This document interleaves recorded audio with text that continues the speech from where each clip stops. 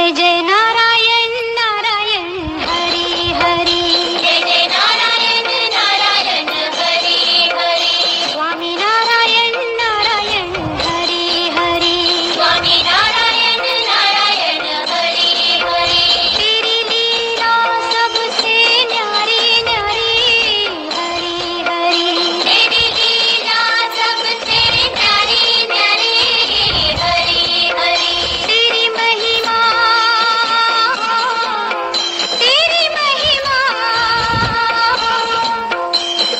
महिमा प्रभु है प्यारी प्यारी हरि हरि। तर चला आज करायचा आहे घरगुती काळा मसाला। तर खोबरं घेतलेलं आहे कट करून आणि मस्त धने पण घेतलेले आहेत साफ करून।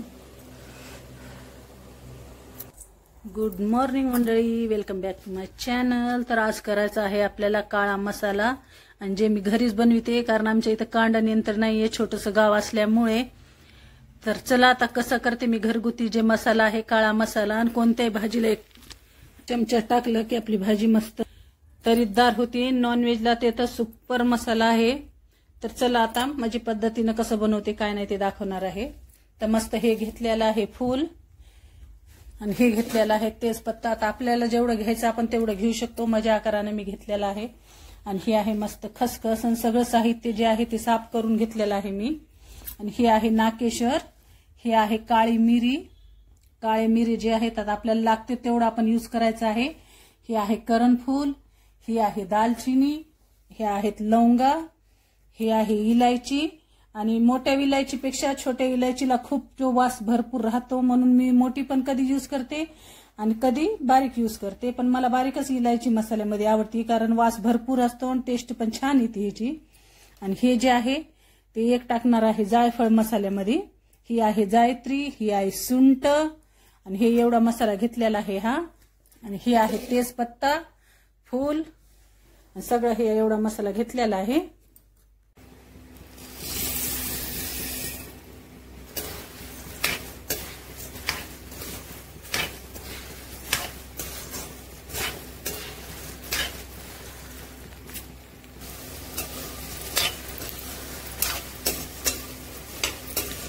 आणि जे धने आणि आपलं खोबरं जे आहे ते एकदम असं ब्राऊन होऊस तर आपल्याला हे करायचं आहे, जे नाही की आपल्या मसाल्याला एकदम काळा कलर येईल। म्हणलं तर करपून बी टाकायचं नाहीये, मस्त गव्हाळ भाजून घ्यायचं आहे बारीक गॅसवर। आणि मस्त खोबरं पण तसंच भाजायचं आहे की ज्याने आपल्या मसाल्याला खूप असं तेल सुटल कुठल्यावर, आणि आपली जे मसाल्याची जी चटणी आहे ते मस्त असं रापून निघते, खूप छान लागते मग भाजीमध्ये। तर अशा पद्धतीनं मस्त सगळं साहित्य भाजून घ्यायचं आहे। आणि कसं खोबरं पण भाजलेलं आहे ते बघा। आता माझ्या पद्धतीनं मी जसं करते तसं दाखवत आहे। आता सगळ्याची वेगवेगळी पद्धत असते, पण आवडलं तर लाईक शेअर आणि सबस्क्राईब माय चॅनल। आणि कुणी लाल मिरच्या जे असतं ते तेलामध्ये असं टाकून भाजून मस्त कांडण यंत्रातून काढून आणतं, पण आमच्या इथं कसं सालाला एकदाच अशी चटणी वगैरे आम्ही सगळे वाटून ठेवतो, त्याच्यामुळं आता काय करायचं, आपण मिरची भाजू शकत नाहीत म्हणून थोडंसं तेल टाकून अशी बारीक गॅसवर थोडी थोडी भाजून घ्यायची, जसं आपण मिरच्या भाजतो। आणि एकदम फुल गॅसवर भाजायची नाही कारण चटणी जे लवकर करपती। आणि मस्त तर चला आता फुल भाजून घेऊया। आणि फुल भाजायला कसं दोनदा फुल भाजून घ्यायचं आहे आपल्याला, थोडं थोडं एकदमच भाजायचं नाही ना, असं फुल भाजायचं आहे आपल्याला की एकदम फुल गॅसवर पण नाही, पहिल्यांदा गरम झाल्यावर बारीक गॅस करून घ्यायचं आहे। आणि फुल असं भाजलं पाहिजे की पूर्ण आपलं जे फुलचं तेल आहे ते सगळं आपलं तेल निघलं पाहिजे, असं मस्त कडक आणि गव्हाळ भाजायचं आहे आपल्याला फुल, ज्याने की आपला मसाला मस्त होतो आणि आपल्या भाजीला एकदम सुपर तरी भेटते। तरी जे सुटती भाजीला त्याची हीच टीप आहे की आपले मसाले जे चांगले भाजलेले पाहिजेत आणि आपल्या मसाल्याचं जे तेल आहे भरपूर ते तेल सुटलं पाहिजे वाटल्यावर। अशा पद्धतीने मसाले भाजले तरच आपली जे मसाल्याची चटणी आहे, काळी चटणी आहे, काळा मसाला जे म्हणतो आपण, ते एकदम परफेक्ट आणि सुपर बनतो। ह्याची मेन टिप म्हणजे हीच आहे। तर चला आता कसं भाजते काय नाही ते दाखवते मी। तर आता अर्ध भाजून झालेलं आहे माझं फूल, आता थोडंसं राहिलंय भाजायला। जे आपलं एकदम पांढरं फूल होतं सर्व मस्त आता तुम्ही भाजून घेतलंय। आता झालेलं आहे माझं हे भाजून, आणि मी दोनदा भाजून घेतलेलं आहे अर्ध अर्ध फूल, कारण एकदाच फूल भाजले जात नाही चांगलं। आणि हे भाजायला जर अवघडच असतं, टाइम पण खूप लागतो, म्हणून थोडं थोडं भाजलं की छान बी भाजतं आणि आपलं भरपूर असं मसाल्यामध्ये तेल पण सुटतं मग चांगलं भाजल्यामुळं.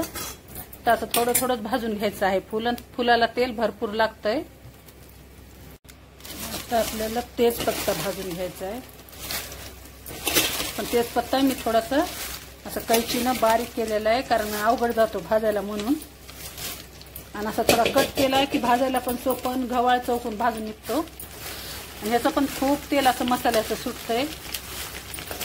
ह्याला पण छान भाजून घ्यायचं आहे आपल्याला असं लालसर. तर चला आता ही सुंठ जी आहे ती पहिल्यांदा थोडी भाजून घ्यायची, कारण हार्ड राहते ना, म्हणून आधी भाजून घ्यायची. पुन्हा दुसरे मसाले सोडायचे आपल्याला ही भाजत आल्यावर. आणि दालचिनी जी आहे ते पण आपल्याला सगळं उभं थोडंसं भाजून घ्यायचं आहे. हे कच्चा मसाला अशा पद्धतीने. आणि हे टाकलेलं आहे मी जायफळ. आणि जायफळ कंपल्सरी टाकायचं, खूप छान टेस्ट येते जायफळनं. आणि चला असं मस्त भाजून घेतलेला आहे मसाला.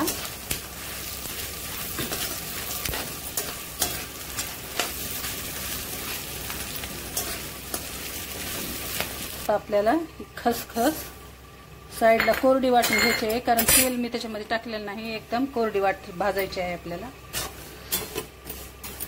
खसखस आणि जे शाजिरू आहे ते कोरडं भाजून घ्यायचं आहे. आणि हे शाजिरू पण मी आता ह्याच्यामध्ये टाकणार आहे. दोन्ही मिक्स करूनच भाजून घेणार आहे. आणि दोन्ही पण सेम पद्धतीनेच भाजले जातात. आणि हे शाजिरू टाकल्यामुळं खसखस पण जास्त आपली उडत नाही, म्हणून असं भाजायची पद्धत एकदम साधी सोपी. इकडं आपला हे मसाला पण झालेला आहे भाजून.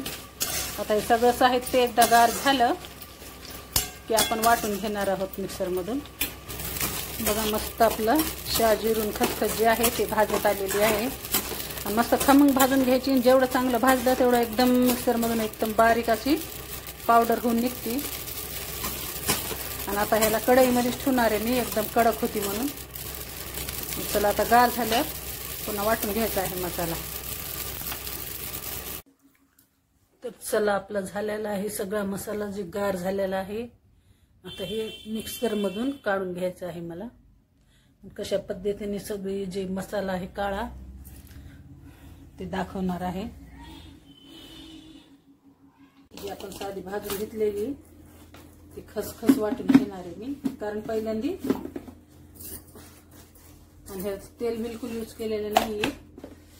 चला आता पहिल्या सुरुवातीला खसखस वाटून घ्यायची आहे.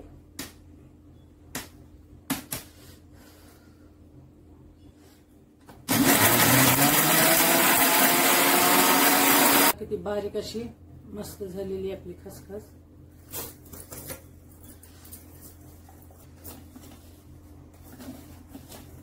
थोडंसं ह्याला आता खाली वर केलं की मस्त आपले बारीक वाटले जातात धने.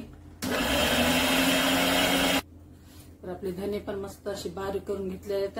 लाल मस्त भाजल्याने बघा किती छान कलर आलेला आहे मसाल्याला.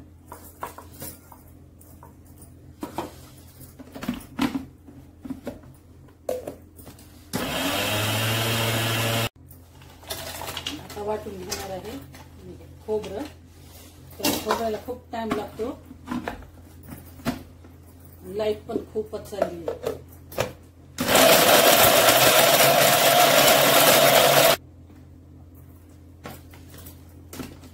बघा आपलं खोबरं किती बारीक झालं. अशा पद्धतीनं आपल्याला सगळा मसाला एकदम एकजीव करून घ्यायचा आहे. आणि हे बघा मंडळी, माझा सर्व जे मसाला आहे ते मस्त असं भाजून वाटून झालेलं आहे मिक्सर मधून.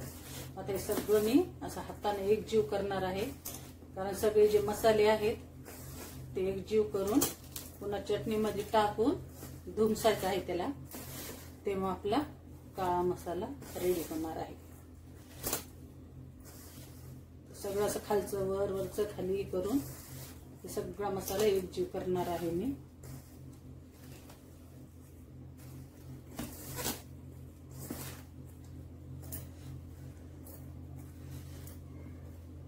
असं झालेलं आहे. आता ह्याच्यामध्ये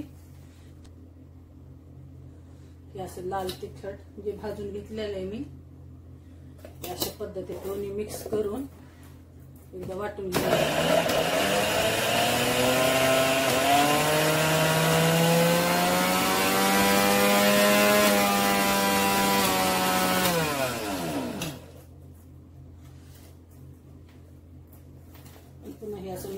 घ्यायचं, ज्याने की आपला मसाला आणि जी चटणी आहे ती सर्व एकत्र होईल.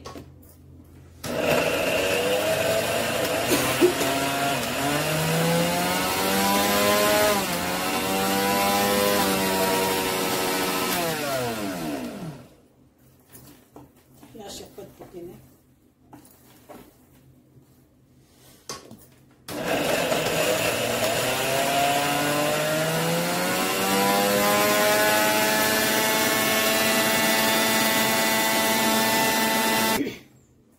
बघा मंडळी, आपला मसाला किती छान तयार झाला, एकदम कलरफुल, एकदम ब्लॅक कलर आलेला आहे त्याला, म्हणून काळा मसाला म्हणतात.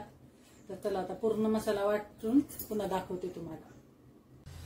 तर बघा मंडळी, आपल्या झालेला आहे मस्त काळा मसाला जे आहे पूर्ण रेडी.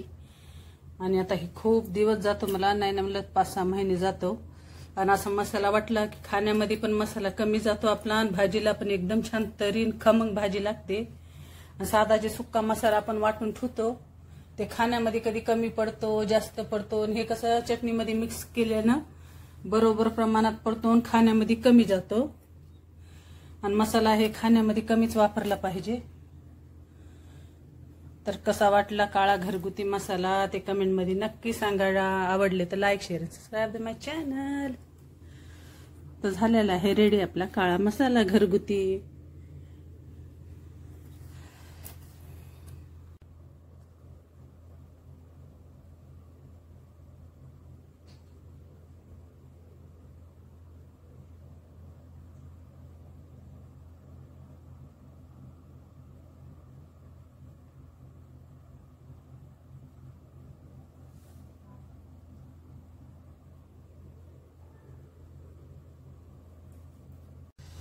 तर बघा मंडळी, आपल्या झालेला आहे मस्त काळा मसाला जे आहे पूर्ण रेडी. आणि आता हे खूप दिवस जातो, मला नाही ना म्हणलं 5-6 महिने जातो. आणि असा मसाला वाटला की खाण्यामध्ये पण मसाला कमी जातो आपला, आणि भाजीला पण एकदम छान तरीन खमंग भाजी लागते. आणि साधा जे सुक्का मसाला आपण वाटून ठेवतो ते खाण्यामध्ये कधी कमी पडतो, जास्त पडतो, आणि हे कसं चटणीमध्ये मिक्स केल्यानं बरोबर प्रमाणात पडतो आणि खाण्यामध्ये कमी जातो. आणि मसाला हे खाण्यामध्ये कमीच वापरला पाहिजे.